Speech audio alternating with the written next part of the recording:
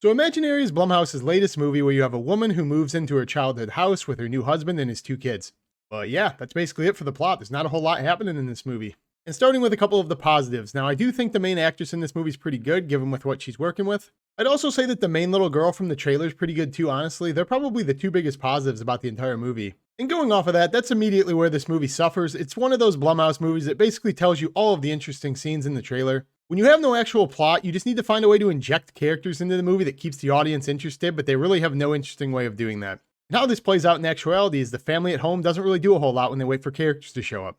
And the majority of the characters besides the stepmom and the little girl are essentially useless in this movie. They're just kind of walking around filling space and they don't really offer anything to the story. The other daughter really doesn't offer anything to this movie. She's kind of just waffling around filling screen time. Conveniently, the dad in this movie just kind of shows up like every fourth scene or something, kind of to offer moral support. He's not really even in the movie and he leaves halfway through. And because of this, as I said, nothing's really happening, so you really don't have a way to move the plot forward and keep you interested as you're watching it. You'll just have random things that don't really have anything to do with the engagement of the imaginary friends throughout the movie. Some of these include going to visit her dad in the hospital, her old babysitter stopping by her home and talking about when she was a child, things that would be normally creepy, I guess, but I guess they're just accepted to move the movie forward. And aside from the random characters who come and go in this movie and have no bearing on the plot of the movie, this movie's kind of an Annabelle clone. And if you saw that movie, what I mean by this is every single scene basically ends up with a pan still shot of a teddy bear, and you can tell that they really think this is going to be creepy, but after a while you just kind of start laughing. And speaking with that, there's one scene in this movie where there's a therapy session between the bear and the young girl, and it's one of the funniest scenes ever, and it's definitely not supposed to be. And that's the thing about this movie. It's trying to be like an elevated movie in which you're addressing childhood trauma and the need to have imaginary friends. And you really don't care about any of it, because as the movie's progressing, there's no tension, there's no scares, so you're really not immersed at all in the story they're trying to tell.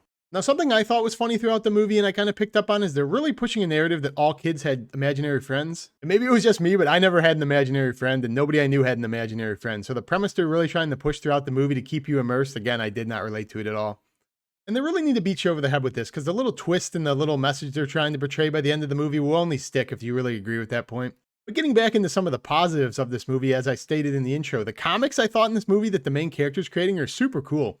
That was probably my main takeaway from the movies. I kind of like thought her art and her books were the coolest. And I kind of wanted to be able to read them and it had no involvement in the actual plot of the movie.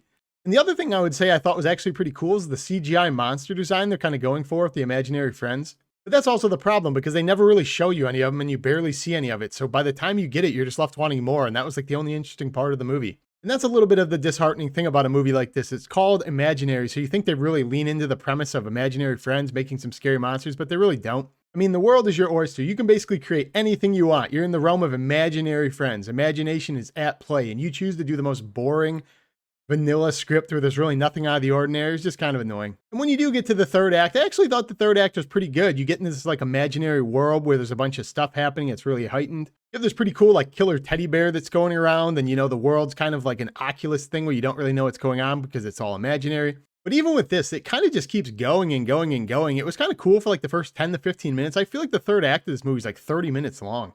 And again, that's because the movie takes itself way too seriously. They're trying to push a narrative so bad and be elevated that the runtime runs on and on and on. If this was a movie that just leaned into the silliness of imaginary friends, it kind of went an angle of making a bunch of different monsters, I thought it could have been really fun. But where this movie suffers is where a lot of Blumhouse movies suffer, in which it kind of doesn't know what it wants to be, and because of that, it is nothing. So yeah, I mean, the acting was nothing special in this movie. There's not really a plot. I didn't find it particularly scary, and for that reason, you're probably not going to remember this movie at all. But yeah, in the end, outside of the stepmom and the little girl, I didn't think the acting was particularly good. I didn't think this movie had any scares at all. I don't even think my heart rate elevated watching this movie. There's basically no plot. It's non-existent. You've seen this movie 100 times over. It's the most cookie-cutter Blumhouse movie that's PG-13 you could ever watch. And for that reason, I recommend you just wait for streaming on this movie. I mean, you could go out and see this movie if you're younger. Maybe you might take a little bit of joy in going to the theaters, but for me, even as a PG-13 movie, this movie doesn't really work as a scary movie. I think it's pretty forgettable. So yeah, did you see this movie? Let me know in the comment section down below. If you didn't see this movie, just leave a comment. Let me know what your favorite Blumhouse movie is maybe, because they're all kind of blending together at this point. Well, yeah, guys, like the video if you did like it. Feel free to subscribe. I'm going to keep making videos. Anyways, guys, as always, take care.